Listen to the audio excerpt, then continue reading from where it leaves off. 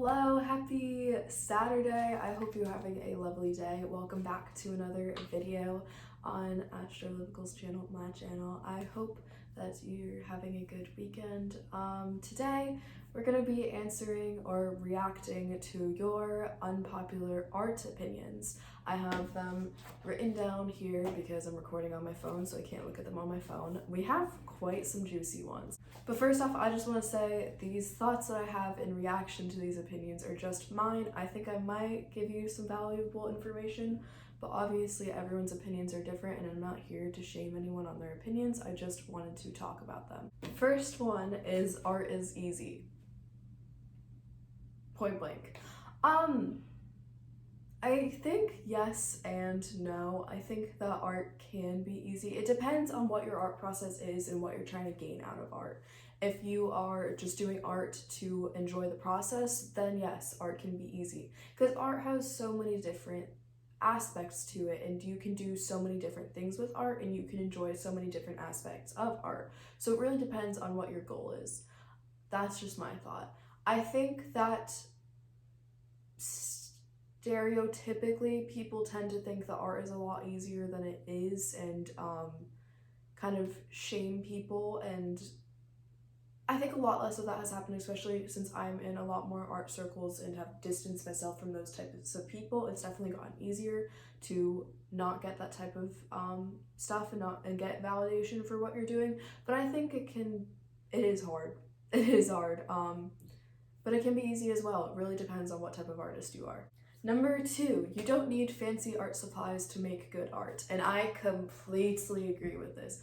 100% agree with this. Obviously, good quality art supplies can positively contribute to the art you produce because good supplies kind of produce better colors. Good brushes are incredible. The first time I got my good brush set, oh boy, but I still use my bad brushes, like my cheap, like $8 pack brushes, because they can create cool textures. But I completely agree with this. It is not your supplies that make you a good artist, it is your talent, skill, and practice. And I completely believe that. I think there is a lot of, I guess, assumptions made based off of your art supplies. Like there's always like people asserting that you have to have the best art supplies to make good art, and I really don't think that's true. Obviously, as you progress as an artist and can afford to use those supplies, it does positively impact you, but I don't think it is a necessity starting off. Number 3, modern art makes no sense. I agree to some extent. I mean, if you look at different art styles and different art movements in history, modern art is definitely very different and very, I think it takes a certain taste. I do think there is a lot of elitism in art, and that kind of gets into another one of the opinions, but I just don't think they need to be valued as much. That's personally my opinion. I think some modern art is incredible, and if it has a cool message behind it, I'm so behind it. But there are some that are just like some colorful squares that don't entirely make sense to me. That is obviously just my opinion. I think all art can be beautiful depending on how you interpret it. But to some extent, modern art is just not my favorite. 4, I hate that you have to have a niche.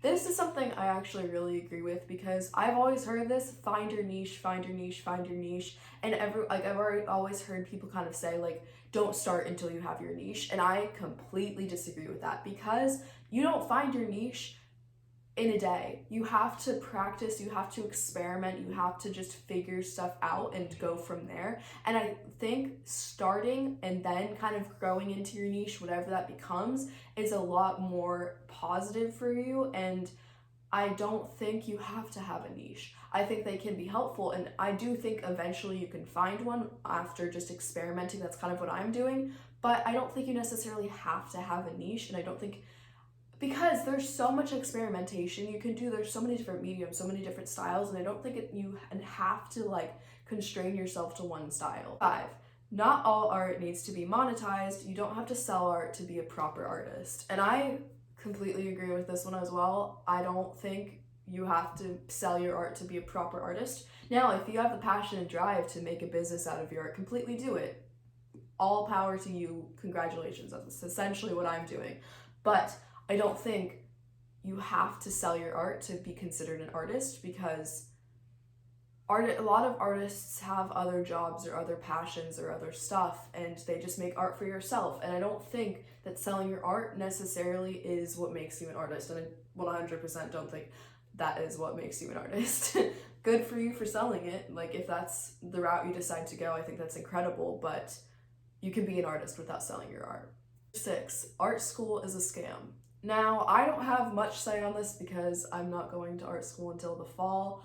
I really think, though, based off of what I've seen, it depends on what you're going to art school for or what you're trying to get out of art school, because I think that in the society we live in, which is very like consumerism driven, if you're trying to run a business, art school might not teach you all of that. I definitely think art schools are restructuring to teach you that. Like, a lot of the schools I've applied to force you or like require you to take business classes so you can learn how to be a self-owned business outside and you have those skills. I just really think it depends on what you're trying to get out of it. Maybe I'll have more thoughts on this after I go to art school. I can maybe do an update video, but that's just all I have to say for now. I really don't know enough to like say if I agree or disagree. Once again, I just think it depends on what you're trying to get out of it. Question 7. Masters can produce bad art too. Not everything they do is worth gold. So I'm gonna break this up into 2 different interpretations of the question or the opinion. So I do think that masters can produce art, and I think they deserve the space to produce bad art. I don't think every piece that a master or an artist in general produces has to be golden or like perfect. And I don't think that producing bad art necessarily detracts from the fact that they're a master.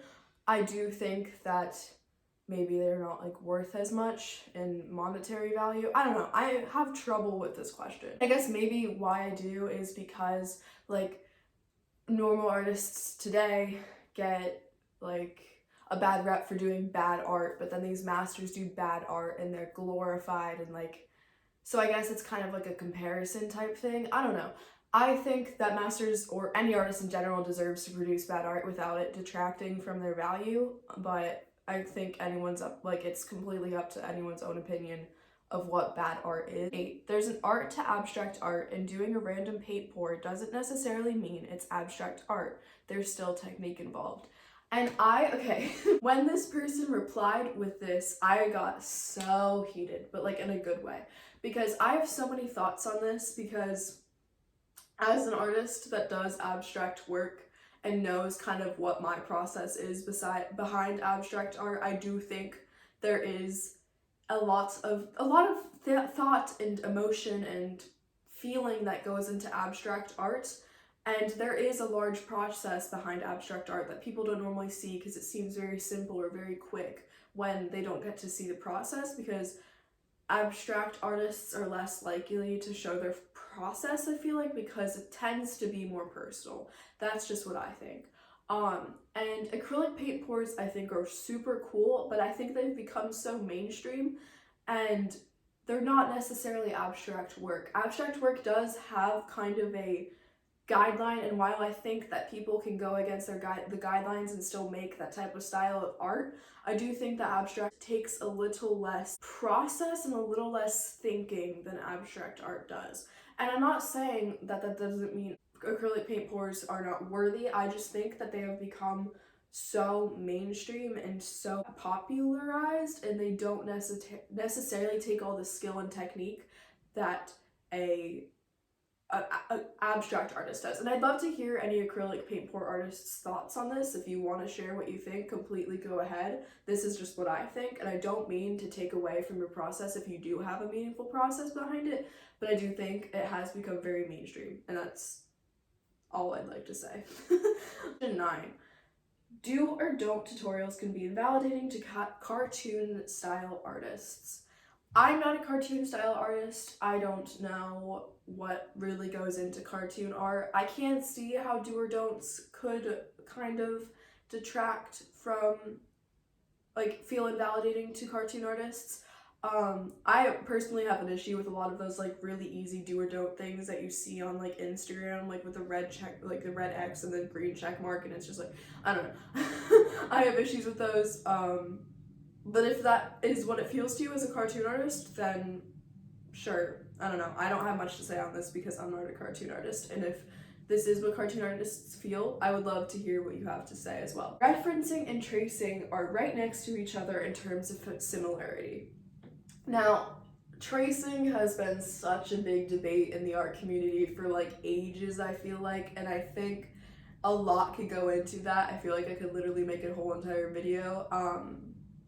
I think there is a valid reason behind tracing. Masters and like really popular artists in the past have done tracing. They used to use projectors like and screen onto a canvas what they were going to do to draw outlines, and I think that's completely valid. Like, there's a learning process behind making art, and sometimes you have to build up muscle memory, and sometimes you just need to trace. And I literally have done assignments in school where we've done tracing just to get used to it, because if you're a new portrait artist, sometimes tracing can help you figure out hand movements and can help you get used to it. And referencing, I don't think one is better than the other. I don't think that's fair. I do think that like artists that do without tracing deserve like applause because that's incredible, you did so well. But I don't think that tracing artists deserve less praise. Now that goes kind of into like, if a tracing artist doesn't tell you that they traced, is that an issue? And that's a whole other conversation. I'd love to hear your thoughts on that. I don't really have enough collected thoughts to think about that. I don't think an artist is any less valid for tracing. I do think at some point though you have to step away from that and start not tracing and start figuring out how to construct pieces without tracing, because that is how you grow as an artist, I think. Yeah, these were obviously all just my thoughts. These were opinions given by other artists, and I really appreciate anyone's input. I honestly love doing this. If we ever I honestly want to do this again with new thoughts. This could become like an ongoing series, but I hope you enjoyed today's video. I honestly had so much fun like prepping for this and doing this video. I don't know, it's different from what I normally do, and I love having like other people's input into a video and kind of like sharing what I think and kind of creating like a discussion. Like, anyone who's inputted or anyone who has thoughts on this, I'd love to hear what you have to say on any of my social medias, my Discord, my Instagram, YouTube comments, anything. I'd love to hear what you have to say. I hope you enjoyed today's video. I will see you guys in the next one. Make sure to tune into a stream. I stream 4 times a week. Join the Discord to join a community of amazing people. There are so many incredible people in there. I'm sure you will have an amazing time. But until next time, I hope you are staying safe and healthy, and I will see you guys later. Bye!